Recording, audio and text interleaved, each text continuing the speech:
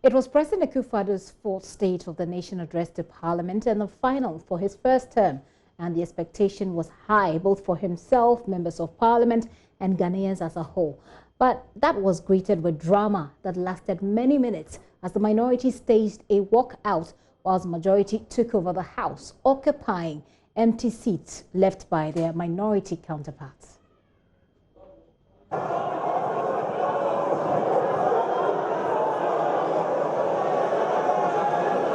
Correct one.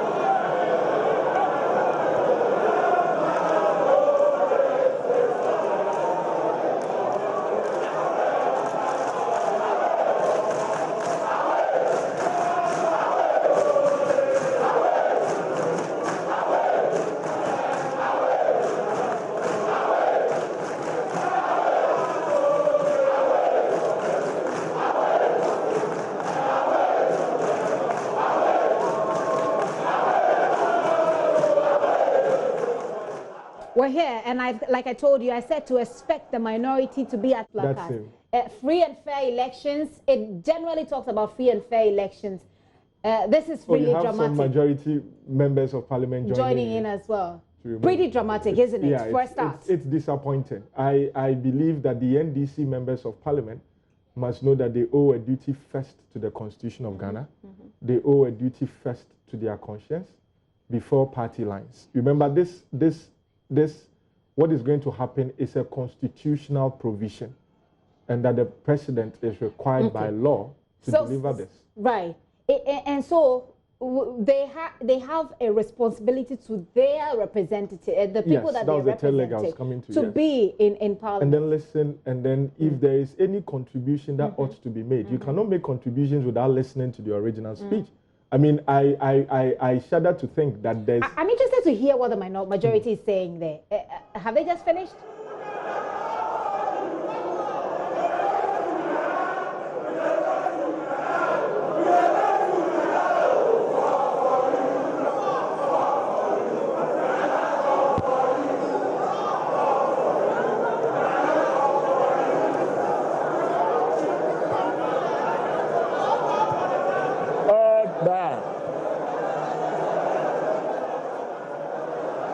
Scenes there, but I mean, I think this is a little bit of a diversion from the usual expectations. And I said that this is the last State of the Nation address towards election 2020, and so it's crucial for both of them to make a statement. I think that what the minority is doing essentially is trying to make a statement because they believe they can still follow what the president is saying and respond if they have to without being in Parliament. But would that not be the height of hypocrisy? If you would go and sit in your cars and listen to it, when you have a constitutional mandate to sit in Parliament and listen to the president deliver it, then it's the height of hypocrisy, in my opinion. Now look at the rearrangement. What's happening? Yes, so some of the majority leaders are moving. And that was a point where the majority members of Parliament then moved in to fill in the seats that the minority members have left. Well, the minority is concerned, though, with a myriad of issues ranging from the fight against illegal mining, the Electoral Commission's plan to compile a new voters register, among many other issues that they cited. We'll come to all of that and hear from both sides. So here we go.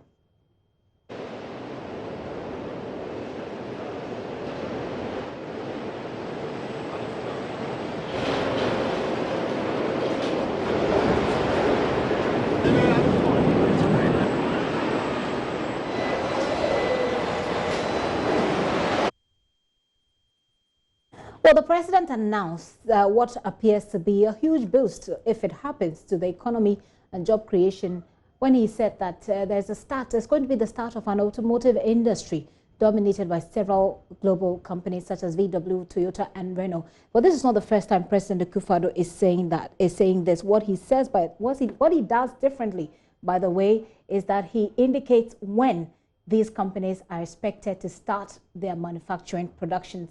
They're manufacturing here in Ghana. We extend our warm congratulations to the First Secretary General, Mr. Wamkele Meni, the young South African, and assure him that we'll give him our fullest cooperation to ensure he succeeds. Speaker, we launched the Ghana Automotive Development Policy in August last year, and it has so far attracted investment and commercial interest from some very big players, including Toyota, Volkswagen, Nissan, Renault, Hyundai, Sinotruk, and Suzuki. VW is building its plant in the North Industrial Area in Accra and is due to start production by the end of April. Sinotruk has begun assembling its trucks. Toyota is scheduled to start the assembly of vehicles in Tema in the last quarter of this year.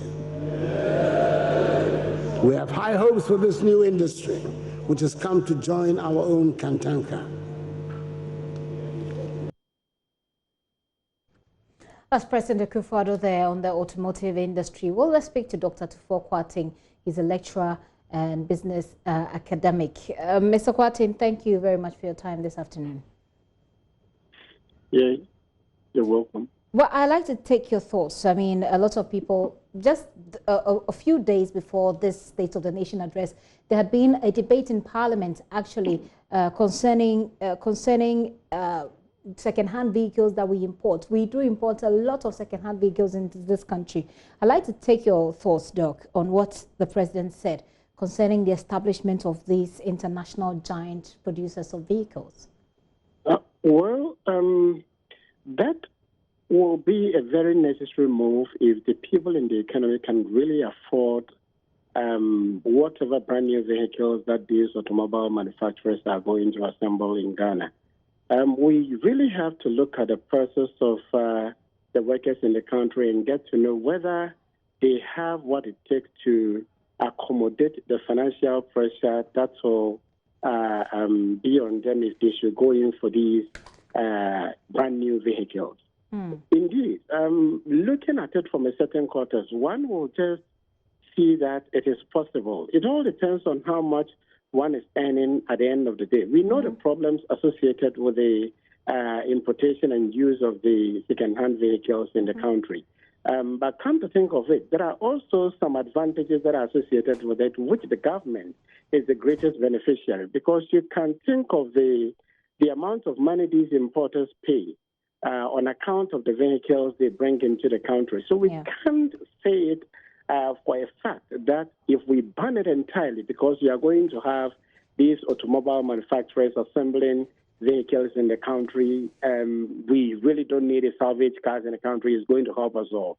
It is going to bring a cut in the government income, definitely, because the amount of money raised through the import duties is so huge to cushion the government on some of the budgetary allocations that it makes. So, well, they have said it, but let's look at the implementation. This is what almost everybody is looking towards. That if we are all able to afford these brand new vehicles, then why not? We can all go ahead and afford them and reduce the extent of pollution in the country. But in assessing the salvage vehicles very well, you could just see that not all of them are actually not appropriate to ply on our roads, because some of them are actually acquired by people who are living in these countries where such vehicles are imported, and they fix them and use them in such countries. So if there is no law banning them from the use of such vehicles, why would we run to say that because there is an assembly plant here, we can all afford such vehicles? One, we have to understand why the average Ghanaian is unable to buy a brand new vehicle. It is not about the availability, or not because you don't have assembly plants in the country, but it is mostly about the amount of money available to spend on such vehicles. So, you know, these salvage vehicles come at a lower cost, and at least the average worker in Ghana can afford them with some extent of pressure. It will put some pressure on the family budget, but it can still manage it. So I think that if the government wants to look at this kind of policy or bring up particular legislation to ban the importation of the salvage vehicles, it is going to affect a lot of Ghanaians, not only by way of personal or individualized problems that will be created, but also the government income may be affected in one way or the other. And that may be a big blow to government, which is seeking, well, I mean, over the years has been seeking to raise a lot of revenue from taxes. But then again, if you look at how much it costs, it might be cheaper to get a vehicle from elsewhere, but to import it, people incur a lot of debt. So if you put these two together, don't you see a possibility where with the assembly of these plants here in Ghana, people will be able to purchase vehicles that cost the same as purchasing with the purchase price they get, the original purchase price they get from outside the country, and the import duties that they pay put together? No, I think if you have ever bought a car from a market like that, you will appreciate what the point I'm trying to make. Okay. In fact, when you compare, it will be about 3 times lower than the cost of a brand new vehicle. Come to think of it, you may have to buy, let's say, an average sedan, a saloon car for, say, $25,000, a brand new one for $25,000. So imagine you convert $25,000 as the current rate of 5.32. How much would that be? But you can go to the market and get a very good car which has been used, and definitely you have to look at the extent of damage. Okay. People are able to use the chances to tell the kind of damage the car had even before it was fixed. True. And you can see that these are really good machines that people could equally use in Ghana. In fact, if we just want to quote the fact that this has been the cause of many accidents in the country, as it was said some time back, then I don't know the research finding that brought that thing to light. We really have to investigate it very well. If DVLA is actually giving the roadworthy certificates to people who own such vehicles to go ahead and use them, then why not? It means that there is nothing wrong with them. But if we think that we need to protect some people's businesses, as in these foreigners coming down with their plans to assemble vehicles in Ghana, we also have to think about the indigenous market, because there are people who are also earning their money to support their family through the importation and sales of such vehicles. So if it will not be a problem that there is a necessary problem that is caused by the importation and sales of these salvage vehicles in the country, then I think that we can just allow them to run side by side. I mean, the assembly of these new vehicles and the salvage cars imported into the country, so that whoever has the resources can decide as to which of them they want. And I bet you a lot of people will go in for the salvage vehicles.